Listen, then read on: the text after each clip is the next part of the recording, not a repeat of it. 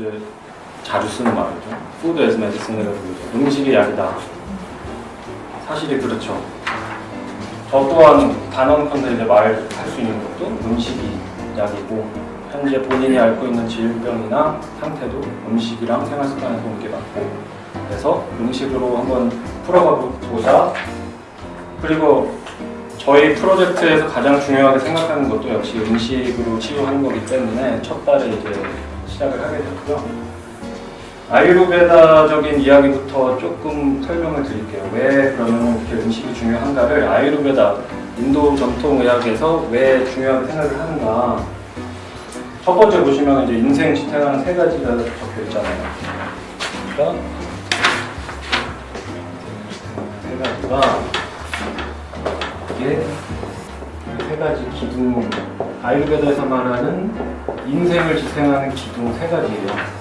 트라이오파스탄바라고 해서 우리 삶을 지탱해주는 기둥을 세 가지가 있는데, 이 중에 한 가지라도 망가지게 되면은 건강을 유지를 할 수가 없다는 거죠. 아하라가 바로 첫 번째 적어드린 것처럼 음식이고, 니드라가 잠이고, 이거는 오늘 주제가 아니라서 길게 설명은 안 드릴게요. 근데 이제 여기에 들어갈 수 있는, 브라마짜리에 들어갈 수 있는 게, 저는 지도, 개인 지도를 할 때 가장 많이 하는 게 움직임, 거기에 포함되는 게 이제 운동이죠. 왜냐하면 현대인들은 먹고 앉아있고 이런 생활 패턴이기 때문에 움직임이 부족하고, 거기에 가장 중요하게 제가 항상 말씀드리는 게 이제 명상인데, 명상 부분을 거창하게 생각할 필요는 없고, 순간순간에 내가 지금 뭔가 구미가 당겨서 먹고 싶고, 오늘 술 한잔이 하고 싶고, 스트레스 받았으니까 뭔가를 어떠한 방식으로 풀고 싶을 때 나한테 유리한 조건으로 선택을 하는 그런 결단력을 갖는 게 바로 이 브라마차리에 들어가는 거예요. 그리고 명상이라는 것도 사실 왜 자꾸 명상을 중요하다고 말을 하냐면, 우리가 이제 현대인이 생활을 하는 게 뭔가에 계속 연결이 되어 있잖아요. 사람을 계속 마주치기도 하고, 하루 종일 이제 핸드폰이나 컴퓨터 스크린을 통해서, TV를 통해서 계속 뭔가 연결이 되어 있기 때문에 가만히 있지를 못해요. 사람이 가만히 있는 걸 굉장히 어려워하죠.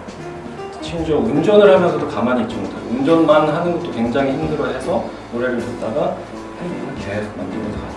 이거를 내려놓는 게 굉장히 힘들어 하더라고요. 현대인들이 가만히 있는 거. 가만히 있으면 불안해지고, 그러니까 핸드폰을 봐야 되고, 누군가와 계속 연결을 해야 된다고 하죠. 이 사람 한 문자를 한 20명한테 보내가지고 가만히 있지 못하는 거죠. 왜냐하면은 제가 명상을 지도할 때 가장 중요하게 생각하는 것도 가만히 있는 거예요. 그냥 뭐 앉아서 홀값을 떨고 뭐 숨을 어떻게 쉬고 다 필요 없이 가만히 있을 수 있는 결단력과 용기가 되게 필요한 일이라고 생각하거든요.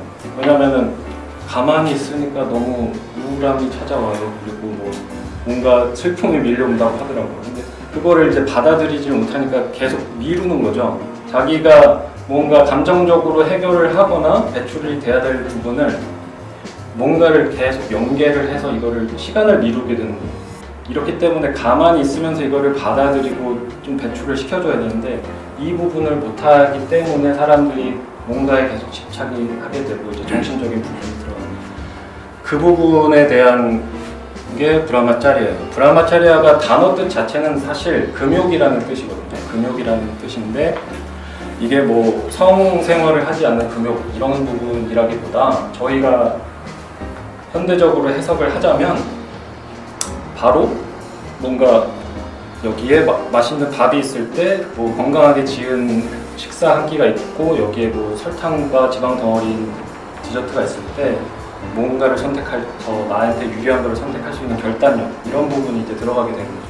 이거를 매일매일 수련을 해야 한 번 선택을 할 때 이 음료와 이 음료 중에 나한테 유리한 거를 선택할 수 있는 그런 결단력을 단순히 오늘 뭐 수업을 한 번 들었다고 해서 생기는 게 아니라 매일매일 연습을 해야 되는 거죠. 계속해서 자기한테 유리한 것을 선택을 하고, 이게 하루가 되고 이틀이 되고 수행이 되고 수련이 돼서 꾸준하게 이어지면은 그걸로 인해서 몸에 들어오는 이제 긍정적인 변화들이 자기가 느끼기 시작한단 말이죠. 그게 스스로 동기부여가 되기도 하고, 그렇기 때문에 이 부분이 이 두 가지 포함해서 굉장히 중요한 부분이라서 그래서 이제 아유르베다에서 세 가지 기둥을 나타내는 게 이거고 그러면 아유르베다 의사들이 치료를 접근하는 방식 치유의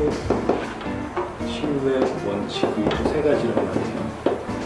그래서 이것도 아하라 이건 뭐 적으실 필요 없고 어차피 알아보기도 힘들죠? 음식 또 나오죠? 생활습관 보셔야 바로 약이에요. 근데 중요한 거는 순서대로 가는 거예요. 순서대로. 지금 인생을 지탱하는 세 가지 벌써 음식이 나왔잖아요. 근데 치료를 하는 원칙에도 음식이 나오잖아요. 음식이 답이다라고 말할 수밖에 없는 이유가 이제 벌써 아유르베다의 가장 기본적인 원칙 이것만 알아도 건강해진다고 할 수 있는 두 가지를 알아야 된다는 여기에 들어간단 말이에요.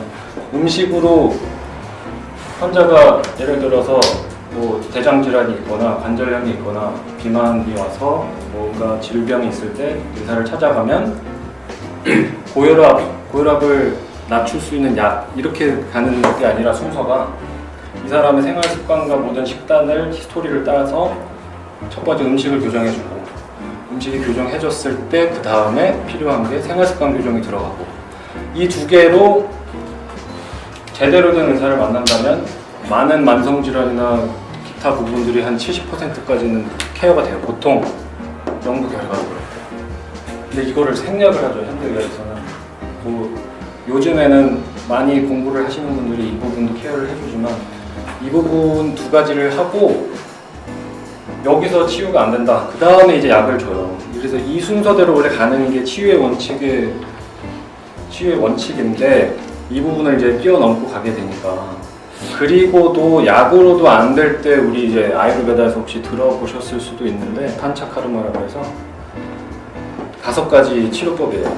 5가지 치료법인데 뭐 간단하게 뭐 설명을 드리면은 몸 비워내는 거예요. 그래서 우리의 몸 자체를 시스템을 재부팅해주는 치유. 뭐 영어권에서는 뭐 디톡스 케어라고 하는데 그거보다는 훨씬 높은 단계에 있는 거예요. 이 판차카르마를 통해서 현대의학에서 케어가 못 됐던 뭐 만성 질환들이나 기타 여러 병들을 케어를 아유르베다 병원에서 굉장히 잘하고 있는데 그 중에서 뭐 가장 효과가 높았던 것들이 아유르베다 병원 특히 치료 잘하는 게 뭐 관절염, 뭐 류마티스성, 그다음에 퇴행성 관절염 치료를 굉장히 잘하거든요. 이거를 통해서 그리고 자가면역 질환 같은 거 현대의학에서 이렇게 손 놨던 것들을 통틀어서 케어를 잘 해줘요. 그리고 뭐 다른 얘기지만 아유르베다가 잘 안 알려져 있지만 뭐 거기 병원 인도에 가면 아유르베다 병원이 따로 있고 거기 가면은 뭐 기도를 하고 뭐 영혼과 접촉을 해서 뭐 치유하고 이런 게 아니라 과가 다 있어요. 이제 뭐 내과, 이비인후과, 산부인과, 소아과 이렇게 저희도 의대 생활을 하면 인턴을 하면서 이제 과를 돌면서 치료를 하는데 특히 외과에서 치질 수술을 그렇게 잘해요. 그 치질 수술이 현대의학에서 재발이 되는 부분이 굉장히 많은데 아유르베다 병원에서 그걸 특히 케어를 굉장히 잘하거든요. 그런 식으로 이제 현대의학이 더 낫다, 아유르베다가 더 낫다 이런 부분은 아니지만 분명히 서로 놓치는 부분을 케어해줄 수 있는, 보완을 해줄 수 있는 게 이제 아유르베다가 가진 힘이고 오늘 주제에 맞게 얘기를 드린 것은 음식이 인생의 3분의 1을 차지하기 때문에 음식 케어를 먼저 시작을 하시는 게 중요한 거다라는 말씀을 드리고 아유르베다를 이해하려면 가장 먼저 이해를 하셔야 될 게 쓰리 도샤라고 3가지 도샤라는 컨셉이 있어요. 아유르베다에서 인간한테, 자연한테 우주를 접할 때 이것을 어떻게 정의 내리느냐 요거를 현대의학에서는 검사를 통해서 피검사를 통해서 염증 수치를 재고 골밀도를 재고 이런 방식이 있다면 아유르베다가 인간을 재고 자연 현상을 재는 방법이 바로 도샤라는 컨셉이에요. 이 도샤라는 게 아유르베다 가르침이 자연의 가장 나 자신과 자연의 섭리와 가장 닮아 있다고 해요. 아유르베다가 무언가 생성이 돼요. 무언가 생명이 태어나고 생성이 돼서 그것이 유지가 되고 소멸에 가서 사람이 이제 죽게 되는 과정, 이 하나의 사이클, 여기에 까파라는 까파, 이게 도샤 설명을 간단하게만 할게요. 이제 무언가 생성이 될 때는 까파, 뭔가 유지가 되고 있다, 있다, 뭔가 소멸해 간다, 없다. 이것만 알면 개인의 컨디션이나 나의 현재 상태나 음식을 접근할 때, 음식을 이해할 때도 가장 중요합니다.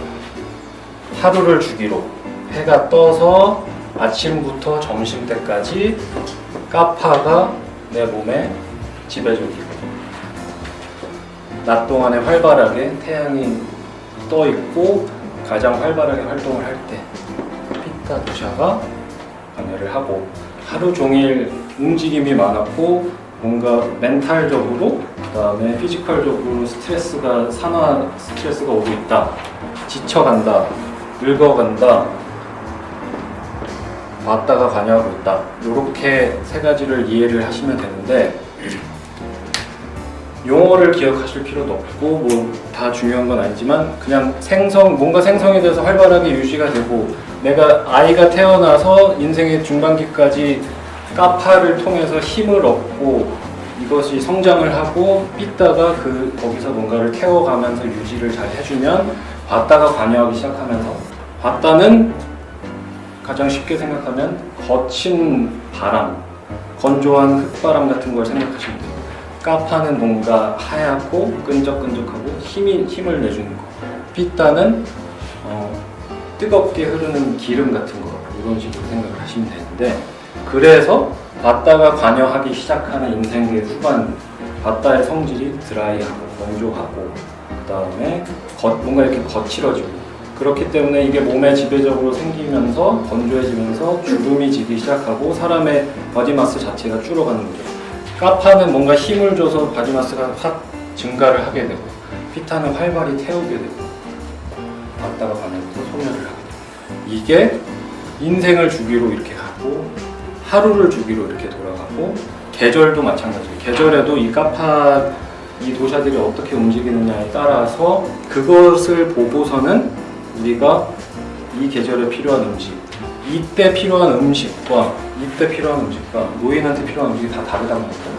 그래서 아침 시간대 까파, 점심 때 삐다, 저녁 때 바다. 그러면은 이 에너지, 아유르베다에서 가장 중요한 게 항상성. 이 도샤가 밸런스를 맞출 때 건강이 유지가 되고, 무언가를 과하게 먹었을 때, 과한 행위를 했을 때, 이게 기준치를 넘어서게 되면 그 기준치가 넘어간 도샤에 따라서 질병이 시작되는 거예요. 왔다가 과하게 되면 관절염 같은 것들이 오기 시작하고, 뭐 까파 같은 게 과하게 늘어나기 시작하면 바디마스가 늘어나고 팻이 늘어나면서 비만과 당뇨와 고혈압, 삐다가 늘어났을 때는 뭐 활발히 타오르는 거, 그 다음에 뜨거운 기름이 흐르는 거, 속에 위산 과다 같은 게 온다든지, 이런 게 몸에서 뜨거운 열이 많아지면서 피부 질환이 온다든지, 이런 식으로 보고서는 결정을 할 수가 있는 거죠. 이거를 음식에 적용을 하면 항상 저한테 이거는 어떤 거예요? 지금 상태에 어떤 거 먹어야 돼요? 라고 안 물어보셔도, 내 컨디션이 지금 이러니까, 지금 시간대가 이러니까, 지금 계절이 이러니까, 나이대가 어떠니까, 이렇게 본인이 결정을 해서 먹을 수가 있다는 거죠.